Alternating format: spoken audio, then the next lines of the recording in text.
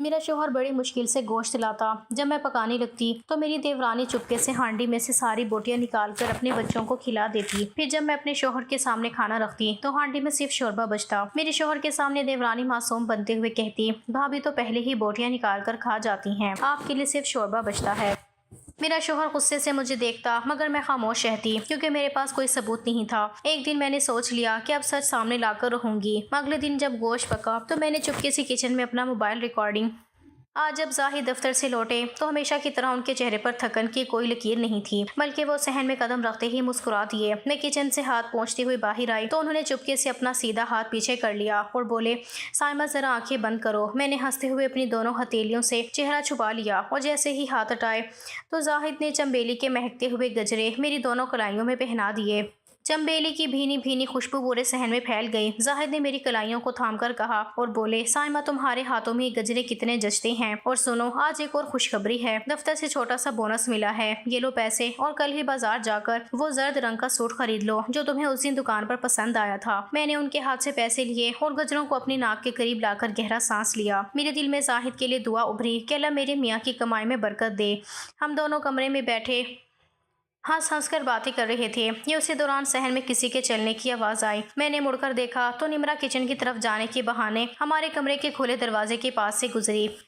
اس کی نظریں سیدھی میری کلائیوں میں چمکتے گجروں اور میرے ہاتھ میں موجود پیسوں پر پڑی۔ اس کے چہرے پر ایک پل کے لیے حسد کی زردی پھیلی اور وہ جھٹکا کھا کر آگے بڑھ گئی۔ زاہد نے اس طرف دھیان نہیں دیا اور تولیہ اٹھا کر غسل خانے کی طرف چلے گئے۔ میں پیسے الماری میں رکھنے لگی۔ زاہد جیسے ہی ہاتھ منہ دھو کر غسل خانے سے باہر نکلے تو نمرا پہلے سے ہی صحن میں دبے پاؤں کھڑی تھی۔ اس نے زاہد کو دیکھتے ہی اپنی شکل انتہائی معصوم بنائی اور ان کے آگے آ کر کھڑی ہو گئی۔ وہ دھیمی آواز میں بولی، بھائی صاحب میں ایک بات کہنا چاہتی ہوں لیکن میرا نام نہ آئے، مجھے بڑا دکھ ہو رہا ہے۔ زاہد نے حیرانی سے تولیے سے منہ پہنچتے ہوئے اسے دیکھا اور پوچھا کہ کیا بات ہے نمرا، بھابی سب خیریت تو ہے؟ نمرا نے مکارانہ انداز میں ادھر ادھر دیکھا اور زاہد کے قریب ہو کر بولی، بھائی صاحب ابھی جب آپ سائمہ بھابی کو یہ گجرے اور پیسے دے کر اندر گئے تو بھابی کچن میں پانی لینے آئیں اور تل ملا کر کہنے لگی کہ زاہد کی اوقات ہی اتنی ہے کہ بس 2 روپے کے گجرے لا کر مجھے بہلا دیتی ہیں اور خود کو بڑا شوہر سمجھتی ہیں، اتنی اوقات نہیں کہ مجھے کسی اچھے برانڈ کا سوٹ دلا سکیں، بس یہ سستے گجرے پہنا کر اپنا فرض پورا کر دیتی ہیں۔ بھائی صاحب مجھے سن کر بڑا افسوس ہوا کہ آپ دن رات اتنی فرم میں نوکری کر کے پسینہ بہاتی ہیں اور وہ آپ کی کمائی کو اس طرح حقیر سمجھتی ہیں۔ نمرا کی زبان سے نکلے یہ الفاظ زاہد کے کانوں میں پگھلے ہوئے سیسے کی طرح گرے۔ ان کا ہنستا ہوا چہرہ یکدم غصے سے تپنے لگا۔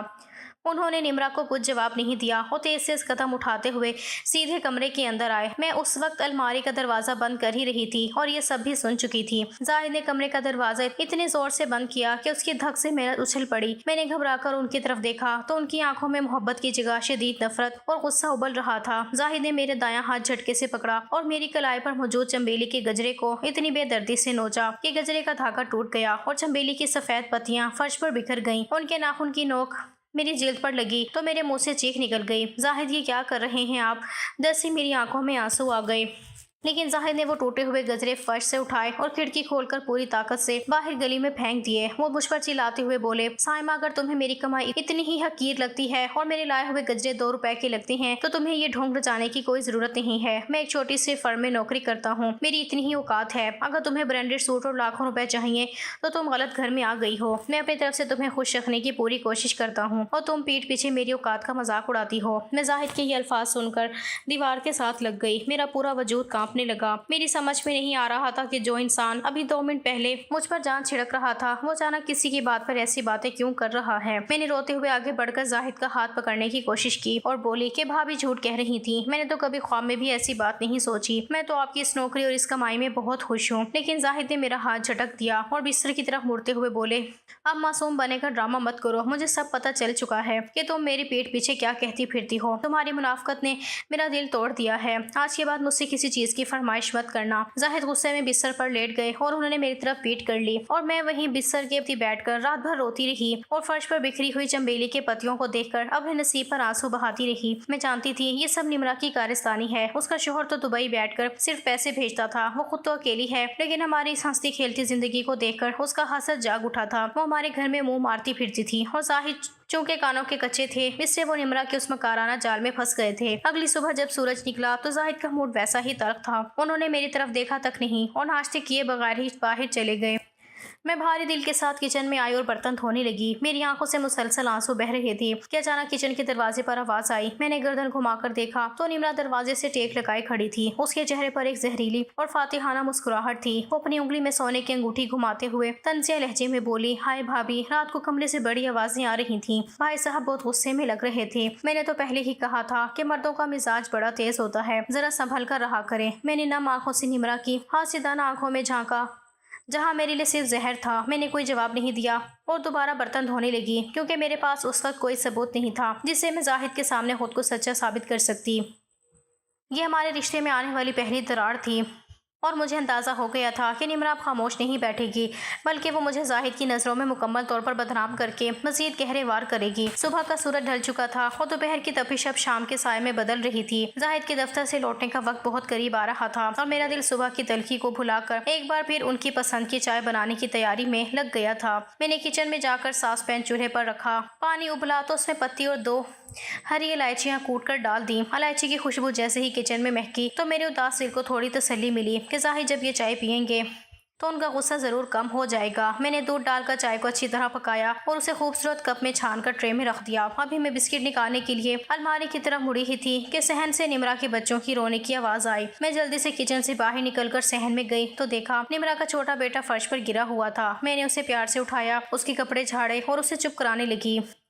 نمرا اپنے کمرے میں بیٹھے موبائل پر کسی سے ہنس کر باتیں کر رہی تھی۔ اسے اپنے بچے کی کوئی پرواہ نہیں تھی۔ میں بچے کو بہلا کر جیسے ہی واپس کچن میں آئی تو نمرا کچن کے دروازے سے باہر نکل رہی تھی۔ مجھے دیکھ کر اس کے چہرے پر ایک عجیب سی گھبراہٹ آئی، مگر وہ فوراً خود کو سنبھال کر طنزیہ مسکرائی اور اپنے کمرے کی طرف چلی گئی۔ میں نے اس کی اس حرکت پر زیادہ دھیان نہیں دیا اور چائے کی ٹرے اٹھا کر سیدھی اپنے کمرے میں آ گئی، جہاں زاہد ابھی دفتر سے آ کر بستر پر بیٹھے تھے۔ ان کا چہرہ اب بھی بجھا ہوا تھا۔ میں نے مصلحت کا دامن نہ چھوڑا اور چائے کا گرم کپ ان کی طرف بڑھاتے ہوئے نرمی سے بولی، زاہد آپ بہت تھکے ہوئے لگ رہے ہیں، یہ لیں آپ کی پسند کی الائچی والی چائے پی لیں، آپ کا سر کا درد ٹھیک ہو جائے گا۔ زاہد نے میری طرف دیکھے بغیر صد مہری سے کپ میرے ہاتھ سے لیا اور اس کا ایک بڑا گھونٹ بھر لیا، لیکن اگلے ہی پل ان کا چہرہ عجیب سا ہو گیا۔ انہوں نے شدید کراہت کے ساتھ وہ چائے فرش پر تھو کر کے تھوک دی۔ چائے کے چھینٹے میرے دوپٹے اور فرش پر دور تک پھیل گئے۔ میں حواس باختہ ہو گئی اور پیچھے ہٹتے ہوئے بولی، زاہد کیا ہوا؟ چائے زیادہ گرم تھی کیا؟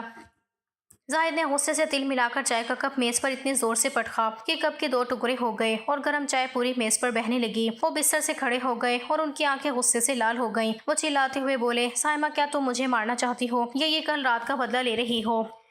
تم کیا سمجھتی ہو کہ مجھے کچھ پتہ نہیں چلتا؟ اس چائے میں اتنا نمک کس نے ڈالا ہے؟ کیا تمہیں چائے میں ڈالنے کے لیے چینی اور نمک کا فرق بھی نظر نہیں آتا؟ میں نے حیرانی اور صدمے سے اپنی مٹھیوں کو بھینچا اور بولی، زاہد میں پاگل تھوڑی ہوں جو چائے میں نمک ڈالوں گی، میں نے تو اپنے ہاتھوں سے چینی ڈالی تھی۔ زاہد نے میرا بازو دبوچ لیا اور بولے، جھوٹ مت بولو، تمہارا دھیان تو ہر وقت اپنے مائکے میں رہتا ہے، یا تم جان بوجھ کر میرے ساتھ یہ حرکتیں کر رہی ہو تاکہ میں تنگ آ جاؤں؟ اسی شور شرابے کو سن کر نمرا دوڑتی ہوئی ہمارے کمرے میں آئی۔ اس نے فرش پر بکھری چائے اور ٹوٹا ہوا کپ دیکھا تو فوراً اپنے منہ پر ہاتھ رکھ لیا اور انتہائی مکارانہ ہمدردی جتاتے ہوئے بولی، ہائے اللہ بھابھی، یہ آپ نے کیا کر دیا؟ بھائی صاحب صبح سے دفتر میں اتنی محنت کر کے آئے اور آپ نے انہیں چائے کی جگہ نمک ملا پانی پلا دیا۔ میں تو کچن میں آئی تھی تو آپ فون پر ہنس کر کسی سے بات کر رہی تھیں۔ میں نے تو اسی وقت کہا تھا کہ بھابھی دھیان چولہے پر رکھو، کہیں چائے خراب نہ ہو جائے، مگر آپ نے میری بات انسنی کر دی۔ زاہد نے نمرا کی بات سن کر میرا بازو اور زور سے جھٹکا اور بولے، دیکھ لیا اپنی سگڑائی کا نتیجہ، نمرا سچ کہہ رہی ہے، تمہارا دماغ خراب ہو گیا ہے۔ سائمہ آج کے بعد میرے سامنے کوئی چیز پکا کر مت لانا، مجھے نہیں چاہیے تمہارے ہاتھ کا زہر۔ وہ غصے سے بڑبڑاتے ہوئے کمرے سے باہر نکل گئے اور نمرا میرے پاس آ کر کھڑی ہو گئی۔ اس نے جھک کر فرش پر بہتی چائے کو دیکھا اور دھیمی آواز میں بولی، بڑا شوق تھا نا الائچی والی چائے پلانے کا، اب کرو صاف اسے۔ وہ ایک زوردار قہقہاٹ دبا کر کمرے سے نکل گئی۔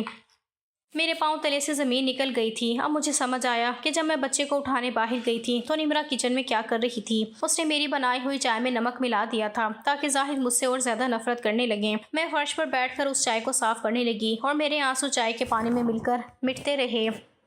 زاہد رات گئے تک گھر نہیں آئے اور جب آئے تو چپ چاپ بستر کے کونے میں لیٹ گئے۔ ہمارے درمیان خاموشی کی کیسی اونچی دیوار کھڑی ہو چکی تھی جسے گرانا میرے بس میں نہیں تھا۔ غم اور دکھ کی شدت نے میرے جسم پر اثر دکھانا شروع کر دیا۔ آدھی رات کو اچانک میرے پورے بدن میں شدید سردی کی لہر دوڑ گئی، میرے دانت بجنے لگے اور میرا سر ہتھوڑوں کی طرح سوجنے لگا۔ مجھے اتنا شدید بخار چڑھ گیا کہ میرے منہ سے دھیمے دھیمے سسکیاں نکلنے لگیں۔ میں نے خود کو چادر میں لپیٹنے کی کوشش کی مگر میرا پورا جسم بے جان ہو چکا تھا۔ میری سسکیوں کی آواز شاید زاہد کے کانوں تک پہنچ گئی۔ انہوں نے کروٹ بدلی اور اندھیرے میں مجھے تڑپتا ہوا دیکھا۔ زاہد نے جلدی سے کمرے کی بتی جلائی اور میرے قریب آئے۔ انہوں نے جیسے ہی اپنا ہاتھ میری پیشانی پر رکھا وہ تڑپ اٹھے۔ سائمہ تمہیں تو بہت تیز بخار ہے، تمہارا جسم تو تندور کی طرح دہک رہا ہے۔ انہوں نے اپنے سارے غصے کو ایک پل میں بھلا دیا۔ وہ بھاگ کر کچن میں گئے اور ایک کٹورے میں ٹھنڈا پانی اور سوتی کپڑا لے کر واپس کمرے میں آئے۔ زاہد بستر پر میرے سرہانے بیٹھ گئے اور انہوں نے کپڑے کو ٹھنڈے پانی میں بھگو کر نچوڑا اور نرمی سے میری پیشانی پر رکھ دیا، اور پانی کی ٹھنڈک جیسے ہی میری پیشانی کو چھوئی میرے منہ سے ایک آہ نکلی۔ زاہد کی آنکھوں میں اس وقت غصہ نہیں تھا بلکہ ایک عجیب سی تڑپ اور پچھتاوا تھا۔ وہ بار بار کپڑے کو پانی میں بھگوتے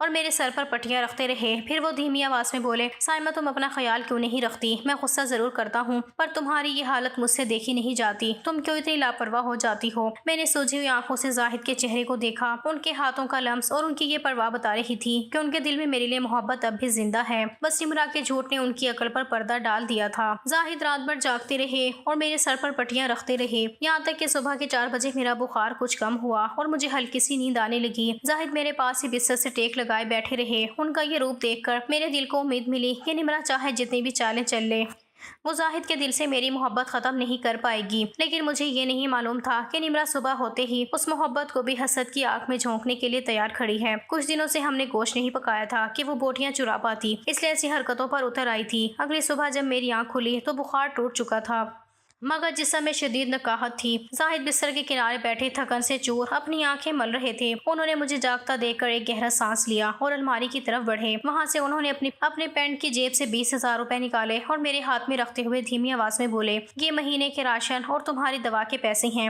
انہیں سنبھال کر رکھ لو، میں شام کو آتے ہوئے ڈاکٹر سے تمہاری باقی دوائیں لے آؤں گا۔ زاہد کا لہجہ بھی کچھ کھچا ہوا تھا مگر ان کی آنکھوں کی پرواہ میرے دل کو تسلی دے گئی۔ تو تیار ہو کر دفتر چلے گئے اور میں نے وہ پیسے اپنی الماری میں کپڑوں کے نیچے چھپا کر رکھ دیے۔ میں ابھی کمرے سے نکل کر صحن میں آئی ہی تھی کہ نمرا اپنے کمرے کے دروازے میں کھڑی دانت پیس رہی تھی۔ اس نے زاہد کو صبح سویرے میرے سرہانے بیٹھے دیکھ لیا تھا، اس لیے اس کے چہرے پر بارود بھرا ہوا تھا۔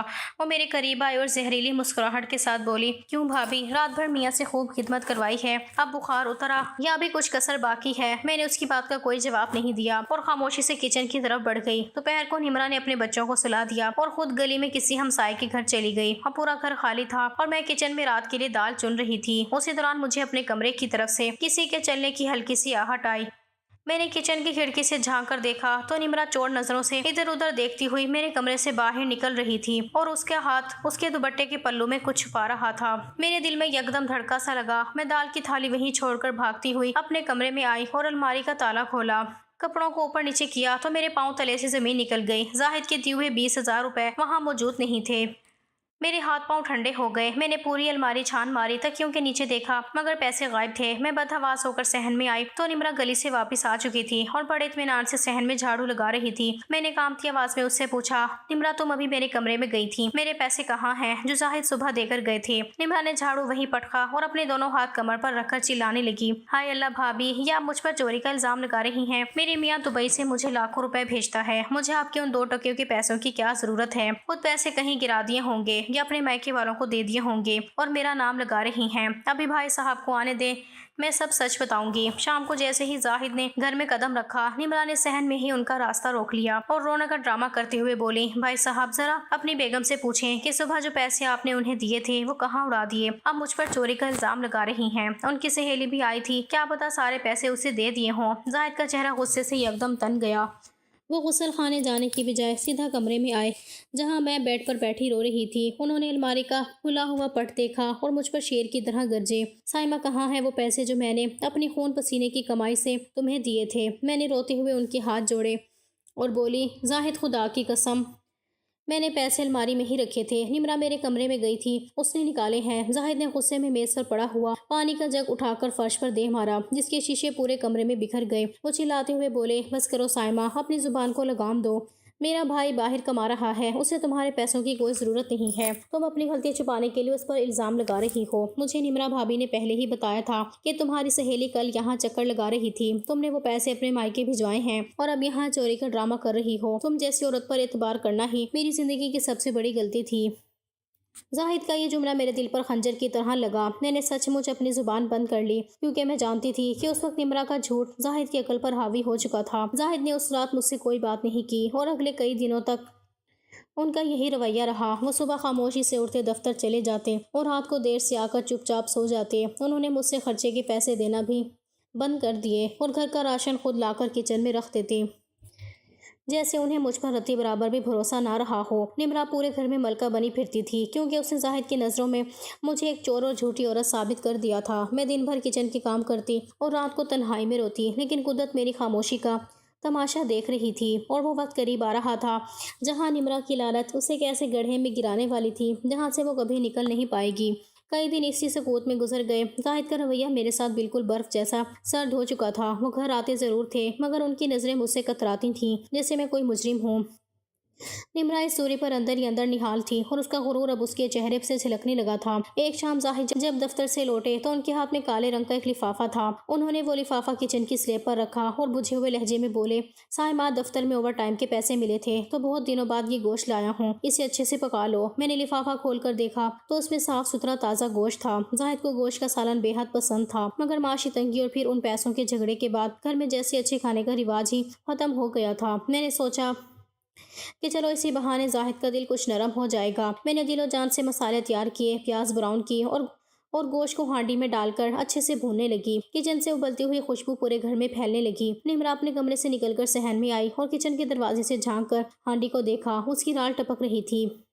وہ طنزیہ انداز میں بولی، واہ بھابھی، آج تو بڑے دنوں بعد گوشت کی خوشبو آ رہی ہے۔ بھائی صاحب پر جادو چلانے کی تیاری ہے کیا؟ میں نے اس کی بات کا کوئی جواب نہیں دیا اور چمچ چلاتی رہی۔ جب سالن بالکل تیار ہو گیا اور اس پر ہلکی سی تری آ گئی تو میں نے چولہا بند کر دیا۔ اسی دوران باہر نمرا کے بچوں کے رونے اور چیخنے کی تیز آواز آئی۔ نمرا کہیں آس پاس نہیں تھی۔ میں نے سوچا کہ کہیں بچے گلی میں کسی گاڑی کے آگے نہ آ جائیں۔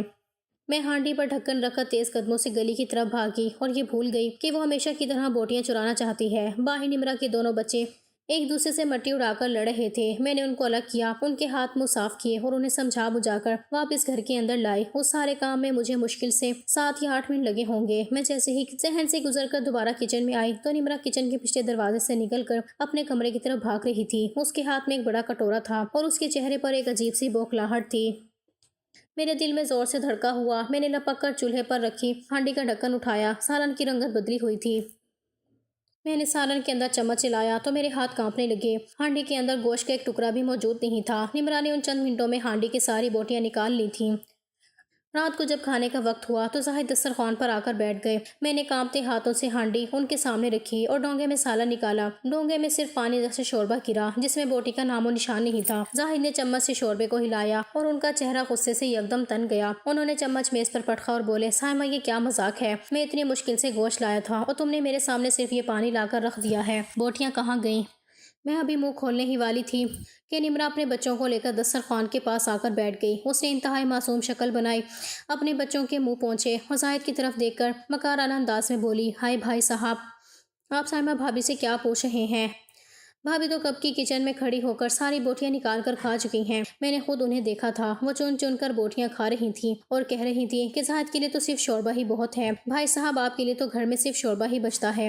زاہد نے نمرا کی بات سن کر اپنے دانت نیچے پیسے اور ان کی آنکھوں میں میرے لیے وہ پرانا غصہ اور نفرت دوبارہ ابھر آئی۔ انہوں نے دسترخوان سے ہاتھ کھینچ لیا اور مجھے ایسی نظروں سے دیکھا جیسے میں کوئی بہت بڑی گناہ گار ہوں۔ میرے پاس اسی وقت اپنی بے گناہی کا کوئی ثبوت نہیں تھا۔ نمرا پیچھے کھڑی اپنے بچوں کو دیکھ کر مسکرا رہی تھی اور زاہد کا غصہ دیکھ کر اس کا دل باغ باغ ہو رہا تھا۔ میں بالکل خاموش کھڑی رہی، میری آنکھوں سے آنسو بہہ رہے تھے، مگر اس رات میرے دل میں ایک عجیب سا سکون اور حوصلہ آ گیا۔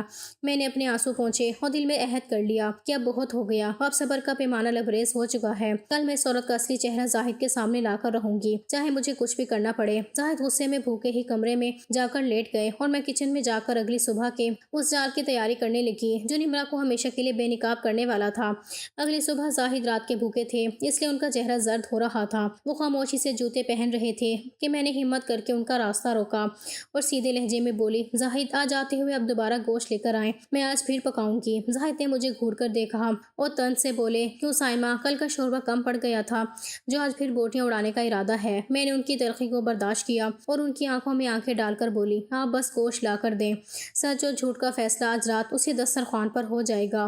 زاہد میری اس جرت پر حیران ہوئے، مگر انہوں نے کچھ کہے بغیر سر ہلایا اور چلے گئے۔ دوپہر کو وہ واپسی پر ایک چھوٹا سا لفافہ میرے ہاتھ میں دے گئے۔ ان کی آنکھوں میں تجسس تھا کہ آج کیا ہونے والا ہے۔ میں نے کچن میں جا کر مسالہ بھونا اور گوشت ہانڈی میں چڑھا دیا۔ میں جب خوشبو پھیلنے لگی تو میں نے موبائل نکالا، اس کی ویڈیو ریکارڈنگ آن کی اور اسے کچن کے کونے میں پڑے آٹے کے کنستر اور گھی کے ڈبے کے بیچ اس طرح چھپا دیا کہ کیمرے کا رخ سیدھا چولہے اور ہانڈی کی طرف تھا۔ میں نے تسلی کی کہ سب کچھ صاف نظر آ رہا ہے، اور پھر میں جان بوجھ کر اونچی آواز میں بولی، ہائے اللہ، میں نے کپڑے استری کرنے تھے۔ میں کچن سے نکل کر صحن کے پار چلی گئی۔ میں دیوار کی اوٹ میں کھڑی ہو کر کچن کے دروازے کو دیکھنے لگی۔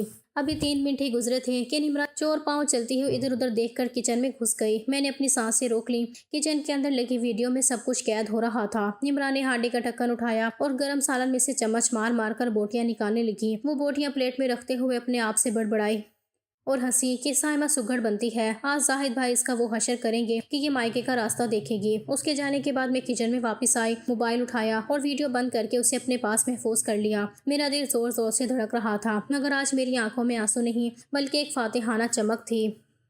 رات کو جب دسترخوان لگا تو زاہد آ کر بیٹھ گئے۔ نمرا بھی اپنے بچوں کو لے کر فوراً پہنچ گئی تاکہ تماشا دیکھ سکے۔ میں نے ڈونگا میز پر رکھا اور جیسے ہی چمچ ہلایا تو اس میں سے صرف پتلا شوربہ گرا۔ زاہد نے جیسے ہی وہ ڈونگا دیکھا ان کا غصہ پھٹ پڑا۔ انہوں نے میز پر ہاتھ مارا اور چلائے، سائمہ، تمہاری یہ جرت میں آج دیکھنا چاہتا تھا کہ تم کتنی بڑی جھوٹی ہو۔ آج پھر ہانڈی میں ایک بوٹی نہیں ہے۔ نمرا نے فوراً تالی بجائی اور زاہد کے غصے کو ہوا دیتے ہوئے بولی، بھائی صاحب، میں نے تو کل ہی کہا تھا کہ یہ عورت ڈرامے باز ہے۔ آپ کے سامنے سچی بن رہی تھی اور پیٹ پیچھے پھر آپ کی کمائی کھا گئی۔ ایسی چور اور پیٹو عورت کو تو گھر سے نکال دینا چاہیے۔ زاہد غصے سے کھڑے ہوئے اور میرا بازو پکڑنے کے لیے ہاتھ بڑھایا ہی تھا کہ میں نے خاموشی سے اپنا موبائل آن کیا اور ویڈیو چلا کر زاہد کی آنکھوں کے سامنے کر دی۔ ویڈیو چلتے ہی کمرے میں نمرا کی اپنی آواز گونجنے لگی، سائمہ سگڑ بنتی ہے، آج زاہد بھائی اس کا وہ حشر کریں گے کہ یہ مائکے کا راستہ دیکھے گی، اور وہ پیسے بھی میں نے اس کی الماری سے ایسے غائب کیے کہ اسے کانوں کان خبر نہ ہوئی۔ ویڈیو میں نمرا کا چہرہ، اس کا ہاتھ ہانڈی سے بوٹیاں نکالتا ہوا، اس کا ایک ایک لفظ بالکل صاف اور واضح تھا۔ زاہد کی نظریں ویڈیو پر جم گئیں، ان کا ہاتھ وہیں ہوا میں رک گیا اور غصے سے کانپتا ہوا چہرہ یکدم حیرت اور صدمے سے سفید پڑ گیا۔